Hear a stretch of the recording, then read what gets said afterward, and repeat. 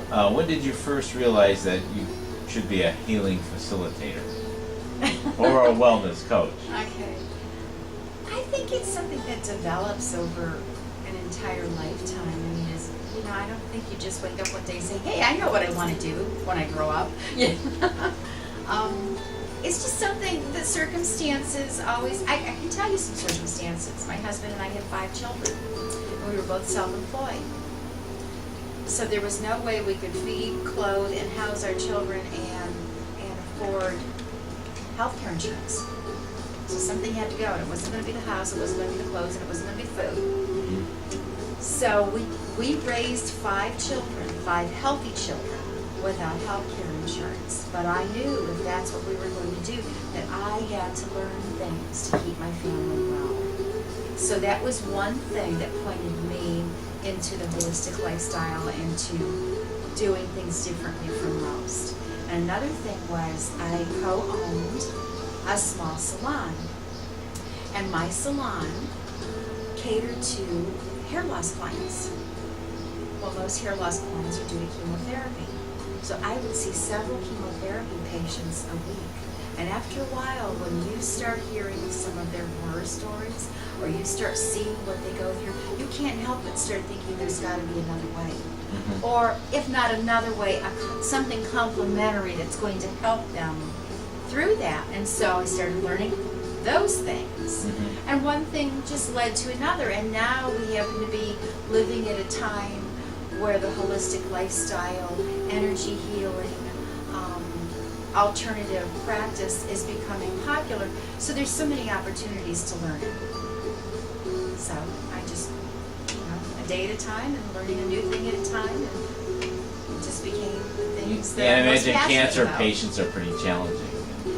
No, actually, well, cancer patients sometimes are so caught up in a Western medical system that they think that's all that's going to work.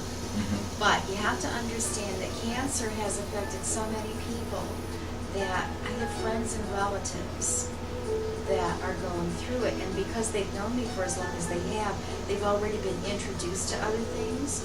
So maybe they're going the Western medical route, but they're also going the energy healing route, the holistic practice route, the nutrition route, because they've been introduced to all of it, and those are the ones that do well. Okay. Yeah. So some of the things that Western medicine don't do right that you think, is it they just don't take in consideration the other person? They just are saying, here's a drug, fix it? Well, or is that not they're working? completely pharmaceutical and chemically based, all right, or surgical, okay? And basically what that is, it's very invasive, or it's full of side effects. So what Western medicine does, what allopathic medicine does, is it looks directly at a symptom, and it assumes that if it affects the symptom, it's going to affect the dis-ease, okay? Mm-hmm. Where holistic medicine looks at the whole person, mind, body, spirit, and you are affecting all of it, because all of it is affected. All of it is affected by whatever you're going through, so all of it is affected by what you're doing, what a healing facilitator is doing. And the first thing that I would explain to people is that nothing becomes a physical symptom until it's been in the energy body first. The energy body is basically our thoughts. Mm-hmm. Our thought processes, the things that we believe, the things that we have thought all of our lives, that actually accumulate to the point of creating a physical symptom. So if you're dealing with things in the energy body consistently, through holistic practice, it won't even become a physical symptom. Once it's become a physical symptom, then it is more challenging. Mm-hmm. But nothing is irreversible. Yeah. And with drugs, you have side effects.